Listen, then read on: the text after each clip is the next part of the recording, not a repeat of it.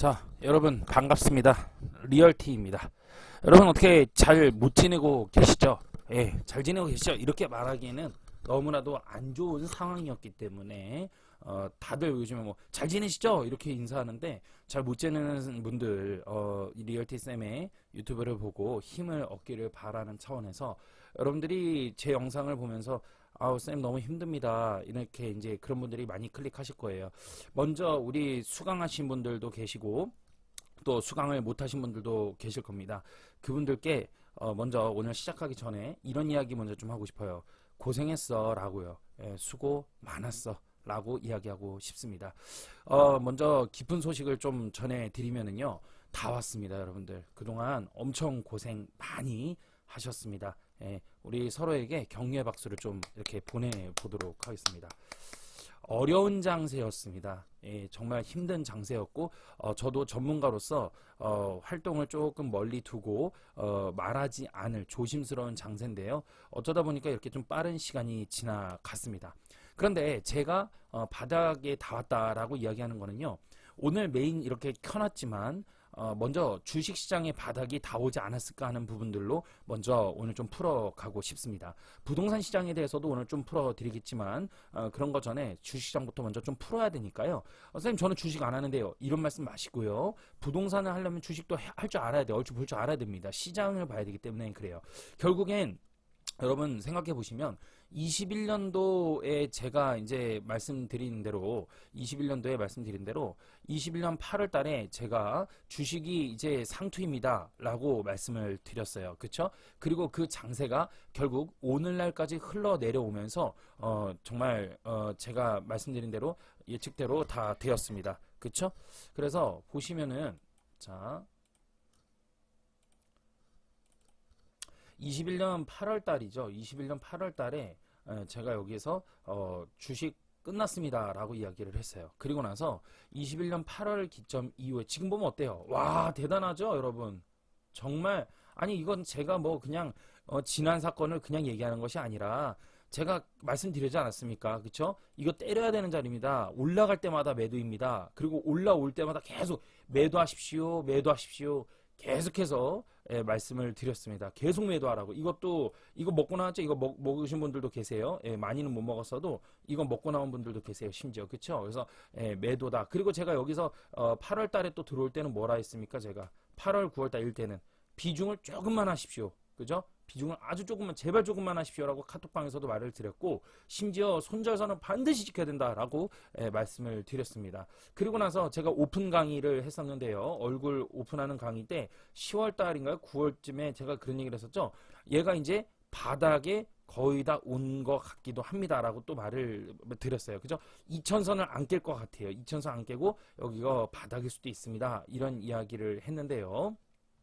이거가 이제 여기에서부터 내려왔어요. 지금 이게 이때 당시엔 보세요. 이때 당시에는 이게 이렇게 놓고 봐봐. 이렇게 놓고 보면 이거 뭐 이게 계속 이때 당시에 이거 와 많이 올랐다라는 생각 이렇게 보면 어때? 많이 올랐죠. 이렇게 보면 많이 올랐는데 이때는 누가 봐도 이렇게 보면 어때요, 여러분들? 이렇게 보면 많이 올랐는데 그죠? 사 이러면 안 살 거지. 사 이러면 안 사잖아. 많이 올랐으니까 바보가 아니라고 여러분들이 그쵸? 근데 왜 이때 많이 샀을까? 이때 왜 주식에서 많이 샀을까? 간단한 거예요. 제가 늘 수업 때도 이야기하지만 여기에서는 여러분 뭐 많이 올랐다 안 올랐다 그런 이야기를 하지 않습니다. 많이 올랐다가 아니라 더 오를 것이다. 계속 3,400 갈 것이다 라는 이야기만 하는 거예요. 계속해서. 그러니까 이게 과거로부터 많이 올랐다라는 이야기 이런 생각은 추워도 없습니다. 예. 이게 지금 바닥에서부터 얼마나 많이 올랐냐면 이때 당시만 하더라도 이게 자 볼게요. 바닥점에서부터 하면 3,316이니까 대략 뭐 이쯤이라 보면 이게 얼마야 이게 왜 안 나와? 여기다가 하면 안 되네. 잘 안 보이네요. 잠시만요. 여기다가 이렇게 아유. 여기서 이렇게 해야 되겠네요. 예. 125%가 오른 거예요. 125%가 무려 엄청나게 오른 거란 말이에요. 근데도 여기서 과열이 아니라고 그러면서 호재만 이야기하고 내년에도 갈 거다 내년에도 갈 거다 이러니까 그러니까 사람들이 모두 다가 이 장이 많이 올라온 거에 대해서는 안 보인다는 거예요. 그래서 리얼티쌤 수업의 첫 번째는 뭐냐면은 부동산을 배우든 주식을 배우든 간에 뭘 하냐면 호재나 뉴스에 귀를 닫아라 라고 이야기하는 게 바로 이런 겁니다. 결국 여러분들이 리얼티쌤하고 2년 동안 함께 했던 또는 1년 반 뭐 그것도 아니면 부동산 수업 듣고 주식 수업 들은 분들은 결국 이번 사이클을 통해서 큰 거를 정말 배웠으리라고 저는 생각을 하고 있습니다. 그러면서 제가 말씀드렸죠? 22년 제가 분명히 말씀드렸죠. 22년 초부터 22년 장세는 이제는 앞으로 어떤 장세가 있냐면 먼 미래에 97년 IMF와 더불어서 2008년도 서브프라임 그리고 22년도 폭락장 이렇게 이야기를 할 것이다. 이렇게 말씀을 드렸고 이거는 이제 레고랜드 사태라고 이제 이름을 짓나 봐요. 레고랜드 또는 뭐 PF 사태, 뭐 미국 금리 인상빨 뭐 이런데 미국 금리 인상빨로는 얘기 안 할 겁니다. 절대 얘기는 안 할 겁니다. 이제 레고랜드 사태빨로 거의 얘기가 지금 좁혀지는 것 같아요. 분위기가 그렇죠? 예, 그러면서 PF 사태 이렇게 얘기하는데 절대 그렇지 않습니다. 이것도 금리, 결국 이것도 금리예요. 이거는 환율까지 같이 당연히 움직여진 거고요. 그럼 이때는 환율이 안 움직이냐? 이때도 환율이 움직였어요. 근데 이때는 좀 덜 했습니다. 왜? 스왑 때문에. 이명박 대통령이 잘했다고 칭송받는 게 바로 이거죠. 예, 방어를 잘했습니다. 근데 이때는요. 스왑 했습니까? 안 했습니다. 예, 정치 싸움이나 으르렁하면서 엄청나게 하고 있습니다. 지금. 나라 경제 어떻게 되든 말든 상관이 없는 거지 뭐. 자, 볼게요. 그 상태로 결국에는 주가가 쭉쭉쭉쭉 떨어지더니 의학 소리 날 정도로 이렇게 많이 붕괴가 됐습니다. 지금 이제 많이 붕괴가 된 게 어느 정도로 많이 붕괴됐느냐면 보시면은 이거 뭐 35% 하락을 했습니다.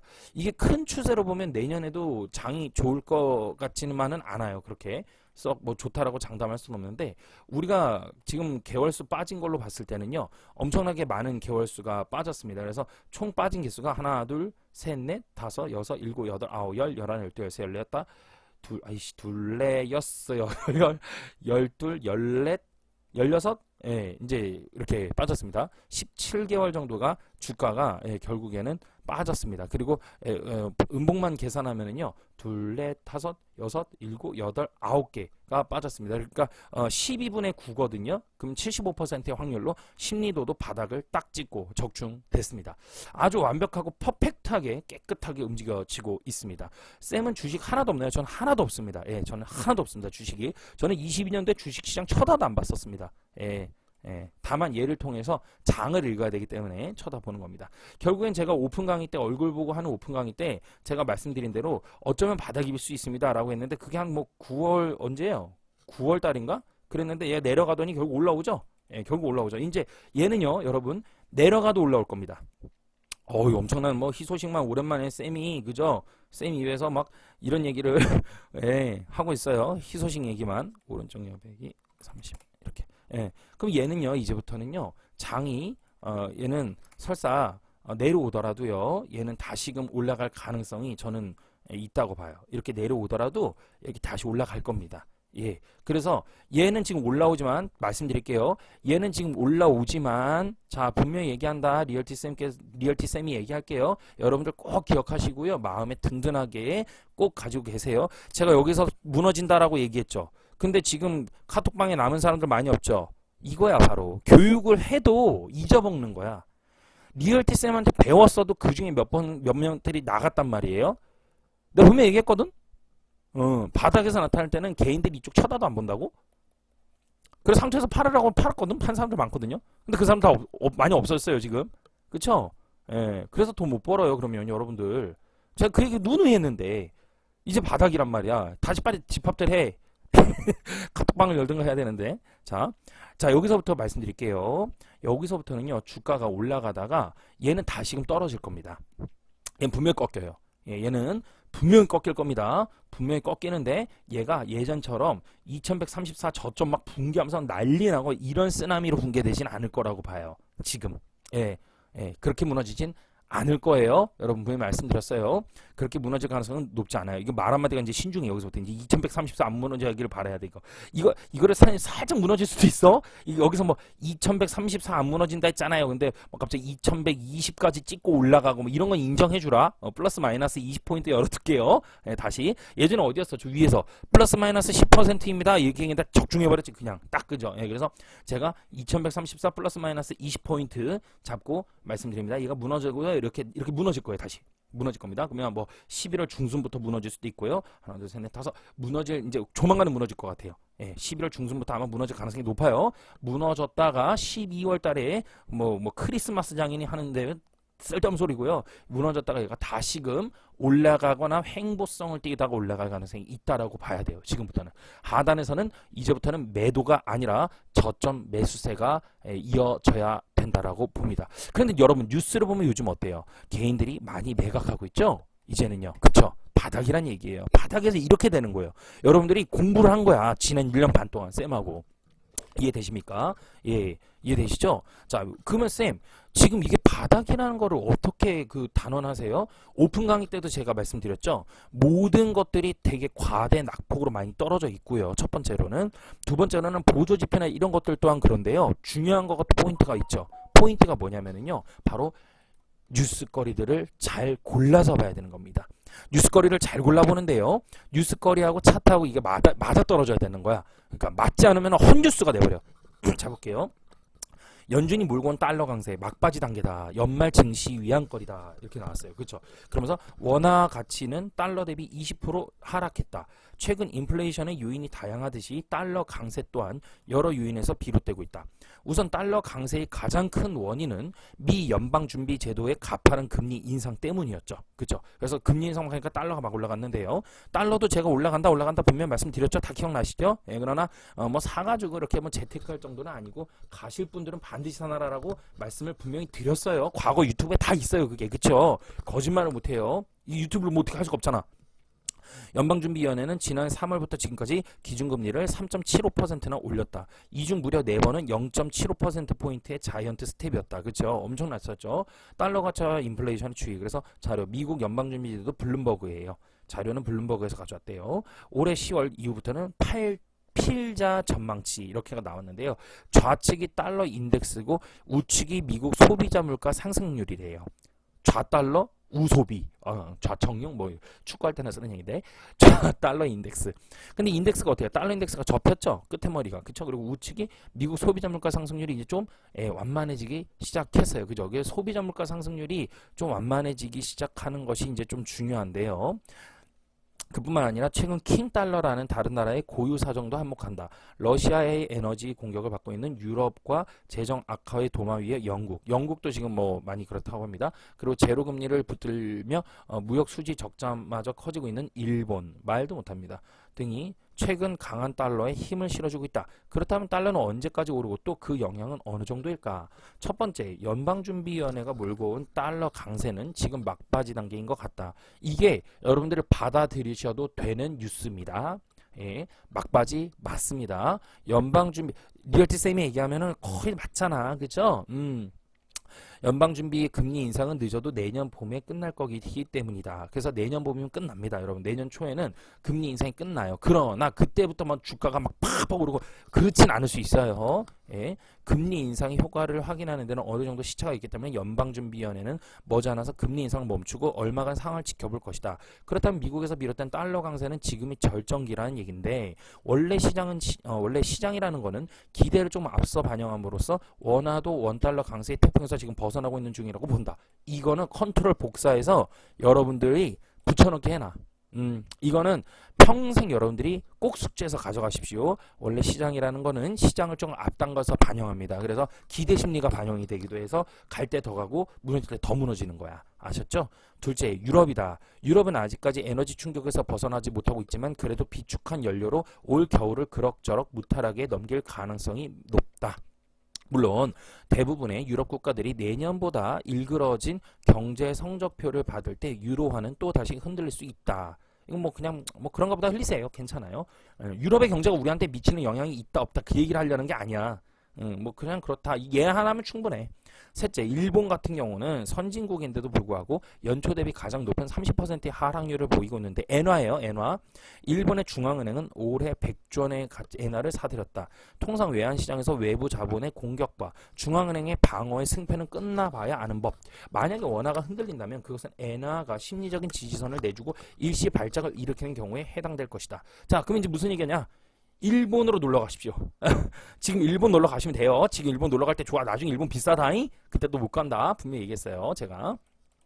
넷째, 제가 그래서 일본 쌤은 안 가요? 가고 싶어요. 가고 싶은데 우리 저기 안 사람이 일본 가자니까 일본은 싫대. 일본은 뭔가 좀 얍삽해 보인다고. 예, 그런 얘기를 하더라고요. 그래서 그런 얘기 있고요. 넷째, 달러는 점차 소폭 약세가 들어가는데요. 소강 국면에 들어가겠죠. 추세적으로 아직 크게 하락하지 않을 것 같다. 왜? 연준이 금리를 본격적으로 내리기까지는 상당한 시간이 남아있고 지금은 세계 경기 침체 위험이 높아지는 시기이기 때문이다. 통상 경기 침체기에는 달러가 강한 성향이 있다. 그럼에도 불구하고 몇 달만 버티면 연준의 긴축은 막바지로 향한다. 맞습니다. 그러니까 이거 가지고 버텨야 되는 거야. 지금부터는. 지금은 막 갖다 던지면 안 되고 버텨. 역대급 달러 강세가 마무리되고 있다는 뜻이므로 이는 연말 증시에 상당한 위안거리다. 혹시 얘기지 못한 소음이 있을지 몰라도 외환시장은 지금 일시 휴전 상태에 들어가고 있다. 여러분, 쌤이 유튜브를 이렇게 매일 찍지 않잖아. 그죠? 간간히 찍잖아요. 근데 여러분들이 간간히 찍을 때마다 그 말을 좀 잘 기억하고 있어 주세요. 며칠치를 그냥 다 해주는 얘기니까. 알았죠? 그러면 얘가 이제 또 제가 말씀드렸죠. 지금은 이제 어쨌든 위안을 주는데 얘가 이제 증시가 이제 주가 분명히 떨어질 거라고. 이렇게 떨어져야 돼. 떨어져야 조정받아야 돼. 이제 여기서 조정 들어와요. 조정 들어올 때부터는 또 이제 뭐라고 하냐면 얘가 팍팍 무너진다고. 마이너스 1%뭐 넘게 무너질 수 있고 1.5 이래 무너질 수 있어. 그럼 또 개인들이 또 지레 겁먹어요 또. 그러면서 이제 죽었다 뭐 이런단 말이야. 이제 그러면서 이제 뉴스가 뭐 안 좋은 뉴스가 막 뜬단 말이에요. 이해되십니까? 예. 그때 던지지 마세요. 그때 던지지 마시라는 분명히 얘기했어요. 한 번 더 얘는 조정 받아야 돼요. 그러나 저점 막 붕괴되고 박살날 정도로 그 정도는 아니에요. 하단에서는 여전히 이제부터는 무너질 때마다 매집세가 있다라고 말씀을 드리고 싶어요. 레버리지를 분할로 모아가신 분들, 매달 월마다 모아가신 분들이 계실 수 있어요. 그분들 지금까지 만약에 정말 제가 시킨 대로 잘 모아오신 분들이라면 이제부터는 조만간에 재미를 볼 거니까 그만 스탑 멈추세요. 제가 12개월 나누어서 쏘라 말씀드렸죠? 12개월 나누어서, 그쵸?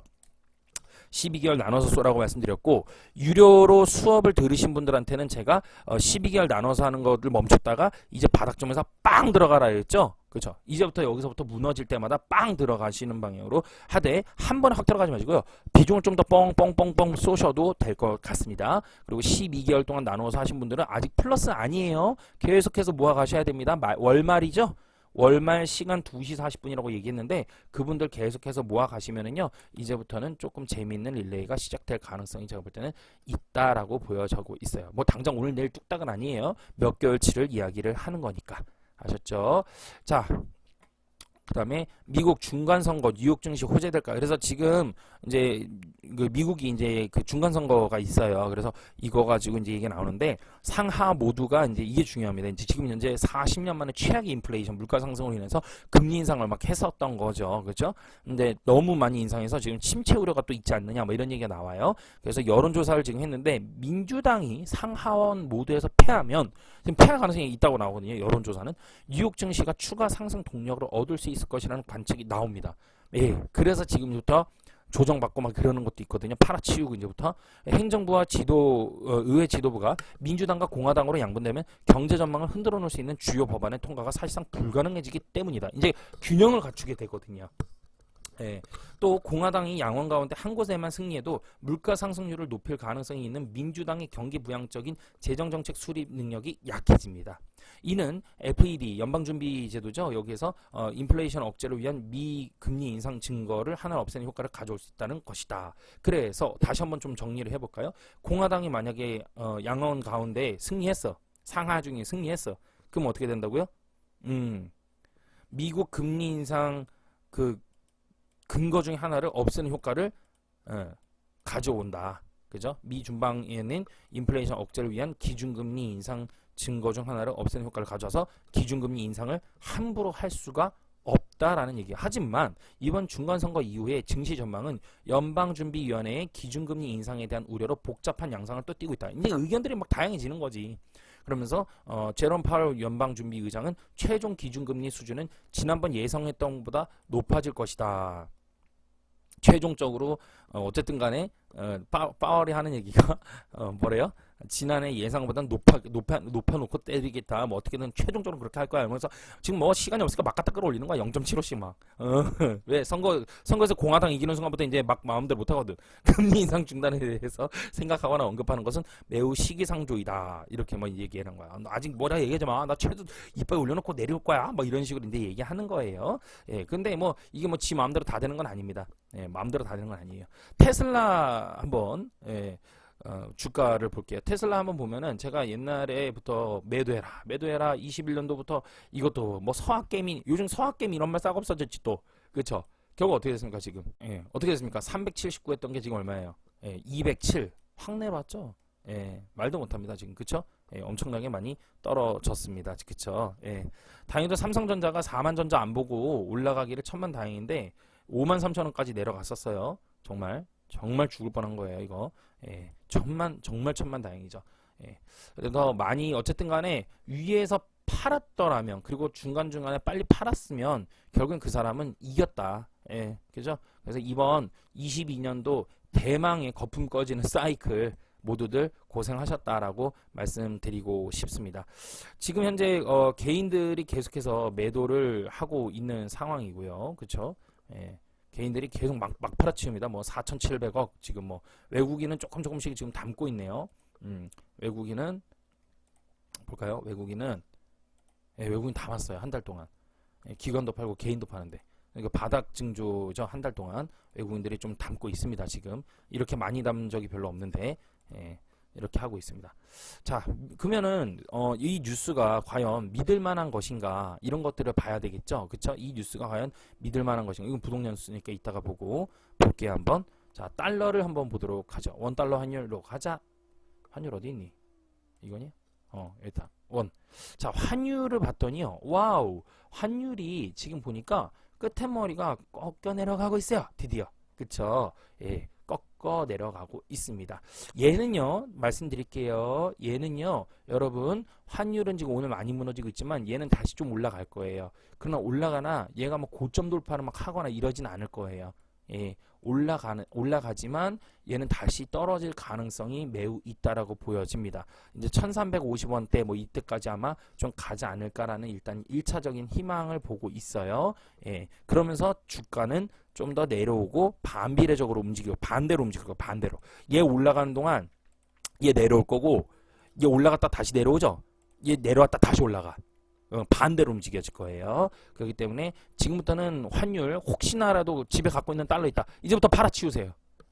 예, 이제 팔아치우세요. 뭐 투자는 안 했는데 제가 뭐 미국 놀러 갈 사람 좀 해놔라 있잖아. 근데 쌤 저기 소득이 안 되고 주식 다 말아먹고 이래가지고요. 가진 달러 좀 있는데 이거 미국 못 가요. 팔아 그러면 그거라도. 그거라도 팔어. 옛날 파는 것보다 훨씬 나니까 파세요. 자, 미국 같은 경우도요. 미국 같은 경우는 지금 완만하게 조정을 좀 많이 받았어요. 그래도. 예, 근데 여기서 미국이 더 갈지는 사실 의문이다. 이렇게 봐야 돼요. 미국 같은 경우는 의문인데요. 다만 염려되는 게 저번 달에 이렇게 빵 올라왔어요. 골든 크로스로 돌파해서 올라왔습니다. 장대가. 그렇기 때문에 여기 지금 하단으로 내려올라다가도 계속해서 조정을 받고 있고요. 추세선에 있어서 무너지지 않는 부분들이 될 수 있어요. 여기서는 지금 계속해서 두드려 맞았거든요. 올라갈 때마다. 여기 보면은 여기 지금 올라갈 때마다 두드려 맞았잖아요. 그래서 여기서도 지금 계속해서 두드려 맞는 거가 아닌가 하는 부분들이 있지만 그렇게만 볼 것은 아닙니다. 여기에서는 두드려 맞을 만한 자리였기 때문에 올라가도 무너지는 게 맞아요. 근데 여기서는 지금 내려왔다가도 금리 인하로 인해서 경기 반영으로서 올라갈 수도 있는 가능성이 있으니까 얘가 살짝 무너지더라도 막 무너지는 거는 좀 고사해 봐야 될 것 같고요. 다만 조금 아쉬운 게 있어요. 고점을 돌파를 못하고 있어요. 이 고점을. 전고점을 좀 돌파해주면 좋겠는데 고점 돌파를 못하고 있어요. 그래서 얘는 추진을 얻어서 올라가야 돼요. 추진력이 필요하다. 그러니까 지금 선거를 앞두고 지금 좀 때리고 좀 눈치껏 보는 거예요. 만약에 있잖아요. 선거가 중간 선거가 민주당이 이겼어. 그러면 이제 초유의 사태가 터지는 거지. 2000선 붕괴되는 거예요. 2000선 붕괴되고 뭐 진짜 뭐 까딱하면 얘 막 더 무너지고 막 2000선 무너진단 말은 취소할게요. 죄송해요. 2000선 무너진단 말은 취소고 정말 힘들어질 수 있어요. 상황을 몰라. 그때 봐야 돼 또. 대응이야. 그래서 하여튼 상처에서 잘 팔아야 돼. 상처에서 판 사람 주식 안 한 사람들은 지금 경기 마음 편하게 듣고 있거든. 근데 지금 물린 사람이 걱정인 거죠. 뭐 더 떨어질까, 더 떨어질까, 어떡할까요? 이러고, 그죠? 예. 지금 판 사람들은 오히려 기회를 보고 있죠? 싸게 이제부터 사야 되나? 이러고 있어요. 삼성전자도 96,000원까지 갔던 게 벌써 6만원까지도, 예. 5만원까지 갔다가 반토막 났었네, 거의. 그죠? 6만원까지 올라왔는데요. 이제 삼성전자 내려올 거예요. 내려올 때마다 모으세요. 삼성전자 내려올 때마다 모으시면 되고, 레버리지도 올라오고 있어요. 그쵸? 삼성전자랑 레버리지 내려올 때마다 모으시면 될 것 같고요. 주식은 주로 어느 게 갈까요? 자, 추천주 지금부터 갑니다. 예, 현대차, 차화정이 주로 갈 것 같아요. 현대차, LG 화학, 그렇지, 화학주도, 그렇지, 가네. 화학주 장대양봉 뜨는 거 보세요. 미쳤어요. LG 화학, 뭐 이런 것들. 그 다음에, 뭐, 기아차? 그래, 기아차도, 기업은행이네. 기아차 묻어놨어? 기아. 자, 기아는 안 가요. 기아 안 갑니다. 기아는 사면 안 된다. 기아 더 무너질 거야. 사람이 현대차야. 예, 사람이 현대차를 사야 돼. 현대차도 반등이지. 뭐 이렇게 막 섣불리 막 사지 말아요. 현대차도 하지 마. 미안해. 현대차도 하지 마. 현대차가 뭐 그렇게 좋다라고 지금 뭐 말하기가 조금 그렇고, 이건 좀 대응이 필요해. 현대차는 살려면 손절선 거놓고 해야 돼요. 이런 건. 15만 8천원 정도에다가 손절선 거놓고 15만 8천원 손절 거놓고 밑에 하단으로 모아가는 방향, 이런 것들이 필요하다. 이건 지금 내가 얘기하면서도 이거 빨리 좀 세미나를 해야 되겠다 싶다. 어차피 분위기가 좀 모아놓고 얘기도 좀 하고 뭐 이래야 될 것 같아요. 네이버 쌤 바닥 찍었을까요? 네이버도 이제 바닥 찍었어. 내가 볼 때는 근데 네이버가 바닥을 찍었지만 단기적 바닥이지, 이게 여기서부터 막 올라가가지고 저 고점 돌파까지 막 갔다 뭐 이런 말 하기가 조금 부담스러워요. 예. 이건 좀 부담스럽네요. 카카오도 그렇고요. 미안해요. 물리신 분들한테는 참 미안해요. 그런 말 못해줘서 정말 미안해요. 예. 그래서 환율이 일단은 지금 꺾여 내려가고 있기 때문에 아무래도 이제 좀 장세가 금리나 이런 부분에 있어서 괜찮아질 가능성이 높다. 지금 환율이 일단은 거품이에요. 환율이 거품이야. 환율이 거품이에요. 이번 11월 달에 환율이 많이 떨어져서 끝나잖아요. 그렇다면 너무나도 아주 뭐 장이 회복이 될 수 있다라고 볼 수 있겠어요. 자, 일단 시장 흐름은 이렇게 했다는 거 말씀드리고요. 자, 이제 시장 흐름에 맞춰서 부동산까지 이어져야 되는 거야. 그래야지만 부동산에서 큰 돈 벌 수 있는 거예요. 자, 6일 남구에서 어쩌고 저쩌고. 근데 뭔 얘기하냐면 공시가격 현실화율 동결 가능, 이렇게 이야기가 나와요. 자, 제가 늘 말씀드렸죠. 시장 요인을 움직이는 거는 두 가지다라고 말씀을 늘 드렸는데 결국 딱 맞죠? 금리와 세금이다, 이렇게 이야기를 했어요. 금리 같은 경우 지금 이렇게 막 인상하고 있으면 시장 경제가 당연히 흔들릴 수밖에 없다라고 제가 노래를 늘 불렀어요. 세금 부분에 있어서는요, 이럴 때는 좀 내려줘야지만 서민들 경제가 조금 숨을 쉰다 이랬는데요. 문재인 정권에 막빠질 때 금리를 인상하기 시작하고 경제가 과열이어가지고 인상을 할 걸 뻔히 알아야 되는데도 불구하고 그러면 세금을 돌파를 해줘야 되는데 오히려 세금을 더 보합으로 유지하거나 인상한다는 민주당 이야기가 있었어요. 만약에요, 윤석열 정부가 들어와가지고요, 세금이 있어가지고 숨통 안 되게 해줬잖아요. 대기업들이 나가져 빠졌을 겁니다. 대기업들이 부도가 났을 거예요. 100%예요, 이거. 그래서 제가 죄송한 얘기인데요. 문재인 정권이나 또는 민주당 정권을 안 좋아하는 이유가 바로 이런 겁니다. 시장 경제에 대해서 인정을 하지를 않아요, 이분들은요. 그냥 금리 이런 거 무시해버리고 잘 되는 놈은 잘 되겠지, 그냥 세금으로 때려, 약한 놈 줘버려, 이렇게 가버리는 거야. 그럼 이게 금리가 내려갈 때는 안 보여요. 인상하는 순간부터 다 장나버립니다. 이런 거야 원래. 그동안 그래 왔거든요. 그러니까 정신 차리고 있어야 되는데 그런 게 없는 거야. 맨날 도시락 배달하고 남의 나라 가가지고 국수나 먹고 오고 싸움이나 하고 시위 때나 하고 그러는 거야. 그러면 안 되거든. 에휴. 자, 부동산 왔어요. 세종시, 오늘 좀 핫한 뉴스를 보낼게요. 세종시가요, 어쩌면 말입니다. 어쩌면 전세 가격이 바닥에 거의 다 온 것 같아요. 완전 아주 오늘 히트죠.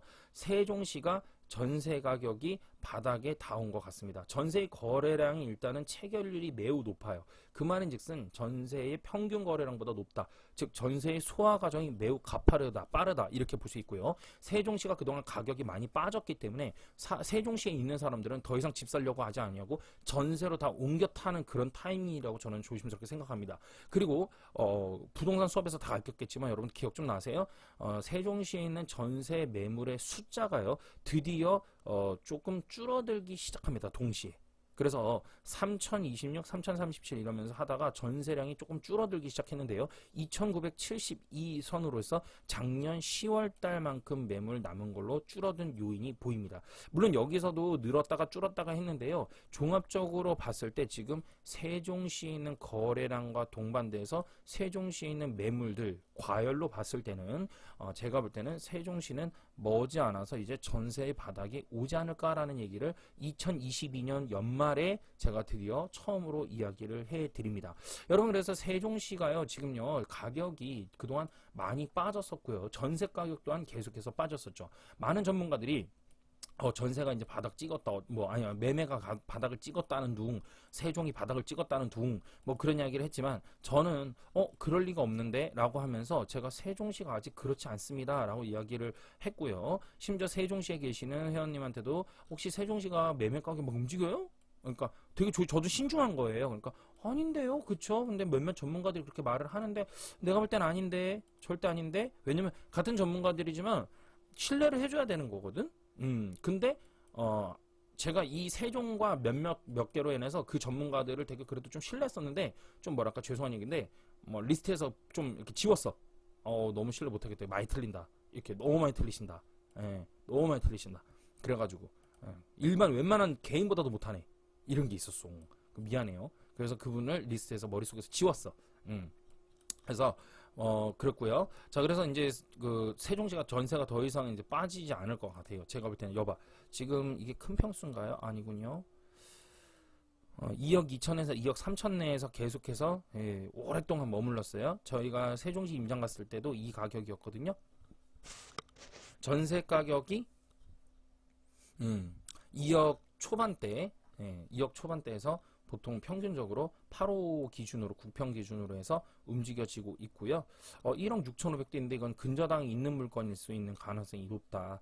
이렇게 볼 수 있습니다. 전세 가격도 지금 전반적으로 훌륭하진 않아요. 근데 지금부터 나왔네 드디어. 그러네. 봐. 10월 달에 여기 보시면은요. 고운 가락이거든요. 74, 83 어떻고? 오케이, 84도 맞네요. 거래가 전세 거래가 확 늘어나기 시작했습니다. 보이십니까? 10월 달에 지금 다 올라오진 않았어요. 10월 달 거 하나, 둘, 셋, 넷, 다섯, 6개. 9월 달 것도 지금 보면은 체결되고 10월 달에 더 급증했죠. 전세가. 앞으로 이제 세종시가요. 공무원들이 또 있기 때문에 이직 현상이라는 것들이 보통 9월 달에 많거든요. 그러면서 전세를 찾아서 오면서 급증하는 그런 현상도 없지 않아 있습니다. 그러나 9월, 10월 달에 지금 전세가 확 소화가 되는 과정이 있어요. 전세 가격이 올라오는 거에 대한 부분들은 조금 별개적으로 볼 수도 있지만 대출이 있어야 되니까 금리 때문에 월세도 같이 만약에 인상되고 있다. 그렇다면 세종시에서는 전세 가격은 바닥을 찍었다. 이렇게 말씀을 드리고 싶습니다. 매매 가격 바닥 찍었다고 안 했다. 전세 가격의 바닥이 보인다라고 말씀드렸습니다. 처음으로 전세 가격이 바닥이 보인다라고 말씀을 드렸어요. 쌤, 전세 가격 바닥 보이는 게 그렇게 중요해요? 어우, 너무 중요하죠. 자, 지금부터 오늘 총정리를 하고 나서요. 마치도록 할게요. 1번, 제가 시장에서 먼저 바닥이 보이려면 뭐가 바닥이 보여야 된다 그랬죠? 미국의 소비자 물가가 바닥을 찍어야 된다 그랬죠? 그렇죠? 그리고 두 번째는 뭐였죠? 그리고 달러에 대한 부분들을 이야기했어요. 달러에 대한 부분들이 그만 상승해야 돼요. 멈춰야 돼요. 멈춤이 돼야 되는데 지금 오랫동안 쭉 쉬지 않고 상승하다가 멈췄어요. 세 번째는 뭐냐면 여러분들 이렇게 하면서 동시에 좀 이해를 시켜줄게요. 달러 멈춤과 동시에 지금 뉴스나 정계 부분을 여러분들에게 알려주진 않았어요. 제가. 왜냐면 여러분들이 아는 건 여기서 해야지 헷갈리지 않지. 이건 전문가 과정이거든. 완전 전문가 과정이거든. 근데 뉴스나 지금 정계나 소비자 바닥 이 물가지수나 이런 걸 봤을 때는 많이 왔거든요. 지금. 그리고 실물 경제도 좀 볼 줄 알아야 돼. 실물 경제 같은 경우는 여러분들한테 안 풀어준 건 아니거든요. PF 사태 이런 것들, 그쵸? 기업들이 도산되는 거, 건설 도산, 그쵸? 이런 것들, 이런 것들이란 말이야. 차, 그쵸? 이런 것들, 자동차 이런 것들에 대해서 볼 수 있다. 그래서 달러가 멈춰야 되는데 지금 차트에서 달러가 이제 조정세가 들어온다. 세 번째가 뭐였어요? 주식이자 당연히 이제 우리나라 주식시장, 주식의 바닥. 그리고 이 주식이 이제 계속해서 이어집니다. 주식이 회복세가 된다 했죠? 회복. 그 다음에 주식이 회복과 동시에 주식이 이제 뭘로 가요? 호황세. 죄송합니다. 호황까지 가야 되고, 그쵸? 그 다음에 이제 부동산이, 부동산이 뭐가, 여기서 말하는 부동산은 어디야? 어디? 수도권이죠. 그렇죠. 수도권. 수도권의 부동산이 뭐가? 그렇지. 전세가 바닥을 찍어야 된다라는 것이죠. 그러면서 이제 이게 이렇게 되면서 여기서 금리는 이제 내려가는 거야. 금리를 다시 조금씩 내리면서 조절하는 겁니다. 그 다음에 7번째, 전세가 바닥 찍고 나면 이제 부동산이 본격적으로 이제 대출이나 정책을 본격적으로 펼쳐나갑니다. 물론 이거가 6번, 7번이 순서가 바뀔 수 있어요. 대출 정책이 어떻게 되는 거야? 완만하게 이제 풀어가는 거야. 근데 이 완만한 거에 있어서 이것도 그럼 풀어갈 수 있느냐? 네, 풀어갈 수 있습니다. 지금 현재 윤석열이 들어와가지고 이제 뭐를 해요? 9억에서 12억으로 늘렸죠. 종부세 과세 구간을. 그죠? 많이 저거 해주죠. 내려줬죠. 안 내는 방향으로. 그쵸? 그리고 내년에 뭐 한다 그래요? 공시 가격을 동결화 한다 그러죠. 이번엔 떨궜고 이제 공시 가격 동결화. 여기서 멈춰보겠다는 거입니다. 동결화 한다 그러고, 그 다음에 법인으로 해가지고 있는 사람들 편이라 그랬죠. 정부는 법인에서 어떻게 했어요? 지금 올해까지는 6%인데 내년부터는 이거 세금 과세율을 2.7%로 내린다 그러죠. 확 내린다 그러죠. 그리고 지금 윤석열 정부, 문재인 정부 때는 어떻게 했어요? 공시 가격에다가 100%를 산출했죠. 그래가지고 곱하기 6% 때렸죠. 근데 이거를 지금 어떻게 했어요? 윤석열 정부 들어와서는 첫 해에는 이거를 지금 얼마까지 내렸어? 80? 맞나? 80%예요? 60%? 헷갈려 갑자기. 60이죠. 60%. 60%로 때리고 곱하기 0.06 이렇게 하면 6%죠. 이렇게 했고, 그쵸? 그리고 나서 이제 내년 되면 어떻게 된대요? 얘는 다시 80으로 끌어올릴 수도 있다. 그죠? 근데 공시 가격은 동결화한다 그랬죠? 근데 요거가 내려가죠? 0.027, 2.7%로 내려간다. 이렇게 된 거야. 그러면 종합적으로 내는 세금이, 제가 세금을 내서 아는데요. 여기서 일로 떨어진 거 맞아요. 내려간 거. 그리고 이게 80% 올라가더라도요. 여기서부터 여기까지가 마이너스 30%가 더 줄어듭니다. 세금이. 1억 내던 사람이요. 7천만 원으로 줄어듭니다. 어마어마하게 많이 절감해 주는 거예요. 근데 그러면서 부동산 경기가 계속해서 올라갈 때까지 계속 얘는 점진적으로 줄어들 겁니다. 그래서 24년에 우리나라 뭐 있어요? 총선 있죠? 이때 만약에 보수, 지금의 국민의힘이 만약에 이긴다 그러면 얘를 확 내려주면서 부동산 경기가 완만하게 쭉쭉쭉 올라가고 대출도 확 풀어주면서 금리를 인하시키면 그때부터는 미친 듯이 부동산 투자에 연연해야 된다. 그땐 일하고 있을 때가 아니야. 근데 많은 사람들이 뭐 하고 있어? 일하고 있는 거야. 그럼 큰일 나는 거지. 그러면 쌤 24년도 가면은 그럼 그때 가면 바닥이 될 수 있나요? 가능성이 매우 높습니다. 24년도에 전반적으로 입주 물량과 이런 것들을 봤을 때 맞습니다. 우리 리얼티 부동산 수업 들은 사람들 입주 물량으로 해가지고 입주 물량 하는 법 알죠? 어떻게 하는지. 그쵸? 어떻게 하는지 알지? 보는 법 알죠? 그래서 24년, 25년 이쯤 되면은 그때부터는 본격적으로 바닥일 가능성이 매우 높겠네요. 수도권 라인은 좀 전반적으로 다 보는 게 좋은데요. 인천 같은 경우는 지금 많이 하락하고 있어요. 인천도 제가 서부인 대대세 이렇게까지 얘기를 할 정도였으니까. 그쵸? 그렇게 보면 되겠습니다. 아셨죠? 지금부터 이제 그러니까 하나의 이제 바닥 이제 아까 이제 펜에 제가 쭉쭉쭉 1, 2, 3, 4 지금 나열을 했잖아요. 그 중에 하나가 이제 드디어 시작을 한 거야. 뭐 달러가 이제 하고 소비자 물가 지수가 이제부터는 그렇게 하고 그거 보는 거 말고 중하위원 투표 선거하는 거 이렇게 종합적으로 보면 이 조약들 하나가 탁 던져졌는데 그 조약들이 쭉쭉쭉쭉 커지면서 다시 이제 회복세로 가는 겁니다. 그러니까 하다 보면 주가가 다시 올라와 있는 거야. 하다 보면은 정신 집중해야 된다는 거 아셨죠? 여러분들의 댓글을 보면서 제가 힘을 얻어요. 댓글도 없고 조회수도 없고 막 이러면은 막 하기가 싫은 거야. 그냥 뭐 지들 돈 알아서 버는 거지. 내가 뭔 상관이야. 돈 받고 하는 것도 아니고 이거 이런 생각이 든다고. 그러니까 댓글도 좀 많이 응원해주고 많이 얻었으면 얻은 거 좀 고백 좀 해라 좀. 아셨죠? 여기까지 하도록 할게요. 여러분들 힘내시고요. 이제 다 왔어. 많이 왔어. 힘내자. 고생했습니다 여러분들. 정말 고생했고요. 22년 한 해, 21년 연말부터 22년 한 해 공부하는 분들, 그리고 쌤 영상 보면서 힘낸 분들 얼마나 많은지 몰라요. 이제부터 또 새로운 장이 또 펼쳐지면 쌤이 그때는 또 다른 모습으로 여러분들 찾아뵙도록 하겠습니다. 고맙습니다 여러분들. 리얼티였습니다.